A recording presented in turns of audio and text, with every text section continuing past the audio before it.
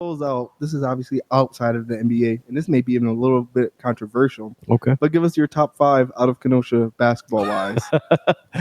Hey, I wore my bulletproof vest for this one Yeah. because this always comes up. Mm-hmm. Always comes up. It's honestly it's a difficult question to answer. Why? Because I didn't get to see a lot of Kenosha basketball players play. So we can give an couple honor. I'm in love with the grind. I'm in love with the culture. Do this for the fam. Do this for Kenosha. You know I got you, Kenosha. If you got the vision, then come a little closer. Let's get it together. Life aligned with the soldiers. I'm in love with the grind. I'm in love with the culture. Do this for the fam. Do this for Kenosha. Yeah. If you got the vision, then come a little closer. Yeah, let's get it together. Life aligned with the soldiers. I gotta talk to him. All right. We are back on Kenosha's most watched podcast. I have a very phenomenal guy in the building today. It's really, really hard to introduce this guy too, you know what I'm saying? 'Cause you could go several different ways about it, you know what I'm saying? I could start by someone I knew since I was like small in middle school, elementary, you know what I'm saying?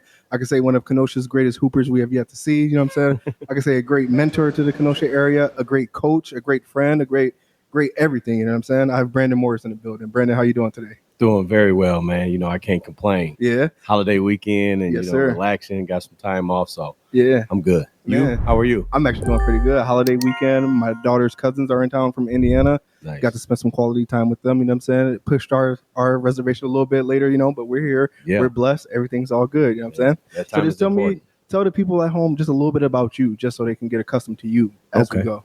So originally I'm from Kenosha, born and raised on the south side. Okay. Lincoln Park neighborhood. Yes, sir. All day, every day. Yes, sir. So grew up in that neighborhood, went to Lincoln Elementary, then went to Wilson Elementary for 1 year. Wilson was that school. It was that school.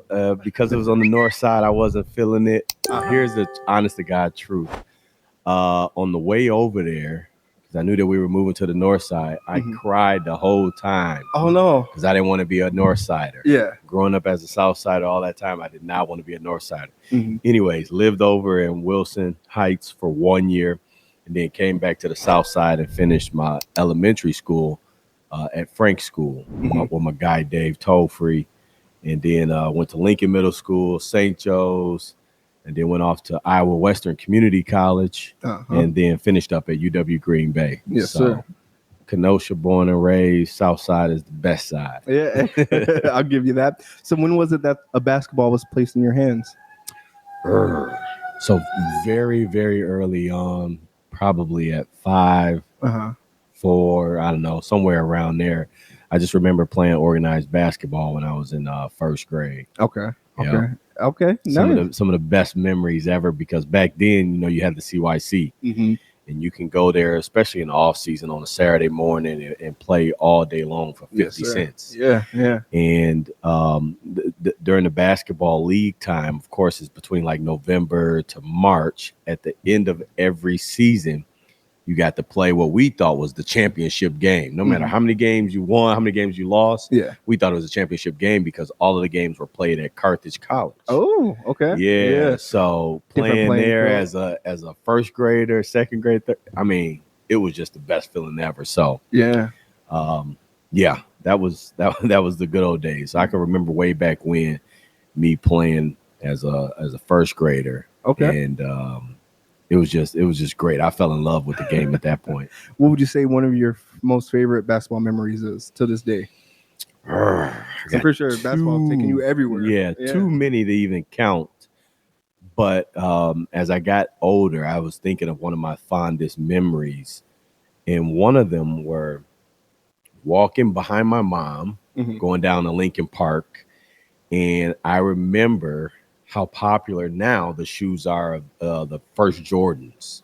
Which ones? The original, I don't even know the name of them, but the very first ones that they got banned from the NBA. Oh, the ones. Okay, the black and red. Okay, the black and red ones, the ones that got banned. Yeah. My mom had those over her shoulder. So back then they used to tie the shoes up, tie the laces up, and then put them over your shoulder and walk to the gym or walk to the park. Yeah. So that's how my mom had it. And I remember walking behind her, dribbling the ball, and I could see those Jordans over her shoulder. So that's one of my fondest memories, because now I, retroactive when you're looking back, and it's like, wow. So Yeah. my mom was taking me to the park and Jordan, and yeah, that's one of my fondest memories ever. Yeah.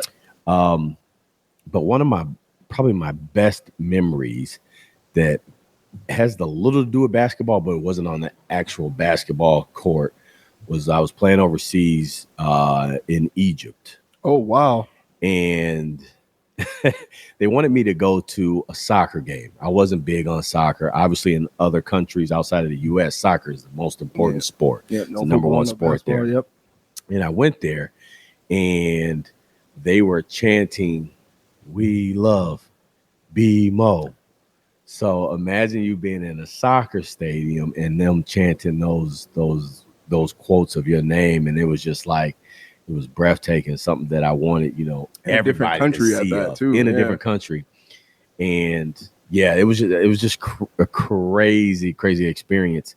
And I wish that I was big into social media and videos and pictures at that time, because that's something that you would want to hold on to forever, Yeah. But the brain is the best tool that we can have, you know what I'm saying? As long as you got it there, it'll never leave, you know what I'm saying? Some people have photographic memories, you know? Yep. So what type of people was it that you had around you, to keep you going, keep you motivated? Man, there was so many people, so many different people. Of course, my mom, my stepdad, my grandmother, they kept me grounded, kept me rooted, to those golden rules, treating everybody how you wanted to be treated. Mm-hmm. And then just so many people throughout the community. I think of the Lincoln Center, all the people that came up through there, from Miss Laura Rogers to, I could name like a bunch of people that came through there and worked through there. And then my dad. So my dad was actually in and out of prison most of my life. Like 23 till I was like 23 or 24. But a lot of lessons I learned, from him. So he took the bumpy road for me, as well as some of my brothers. They took the bumpy road for me. So when I was talking with them, they would always shoot me little pieces of advice of what not to do. Yeah. And so, there's like an array of people. Tony Moore. Oh, who Tony also Moore is one of the spent, Kenosha legends. Yeah, Kenosha legend. Spent 18 years in prison. So once he did get out in 1994, he spread so much knowledge and was trying to pour back into the community. The Bedford twins, Sweet Pea, Walt G. Yeah. There's so many guys that I can name, and women that I can name. I looked up to Kathy Marks. Okay. She was an alder person, and an alder person in the Lincoln neighborhood. And that was big for us. We thought Which was that was a rough area as well, too. Yeah. I don't want the listeners to know Lincoln Park. It wasn't like nothing to play with. It wasn't sweet. Yeah. It wasn't sweet back then. Yeah, definitely. Yeah. And it didn't look like it looked now. But to have Kathy Marks, a black person that's working for the city or being in that elected official's position, man, I looked up to her. I was like, wow, that's pretty powerful. You're talking about in the 80s and the 90s, you didn't see black people in those powerful, or what we looked at as powerful positions. So again, there's a list of people: Miss Thelma Orr, Miss Mahone. The list just goes on and on and on. That just bits and pieces of folks that were in my neighborhood, whether they played a large role or a tiny role, they really helped me throughout, my growing up in Lincoln Park neighborhood. Yeah. Now with your interactions growing up and the people you had around you, how do you try to put that into yourself to put back into the community? There's so many things that I take from a little bit of everybody, whether it's good or bad. And how do I put all that into something positive? So a lot of the things that the different people did for me, the sacrifices that many people made for me, I definitely can't pay them back. So what I try to do is pay it forward. Yep. And that's in everything that I do. Some people is like, man, I never seen you mad. I never seen you pissed off. I never seen you got anger or anything like that. That's because I don't have a bad day. Yeah. I've never had not one bad day in my life. I've had a bad moment, but that's as far as I let it go. Yes, sir. And, I've had close family members that passed away due to whatever. People done got shot. There's all types of things that people just say, man, it's a bad day. But for me, I haven't had a bad day. Yes, I had sir. bad moments. And that's just like that positive perspective that I put on life.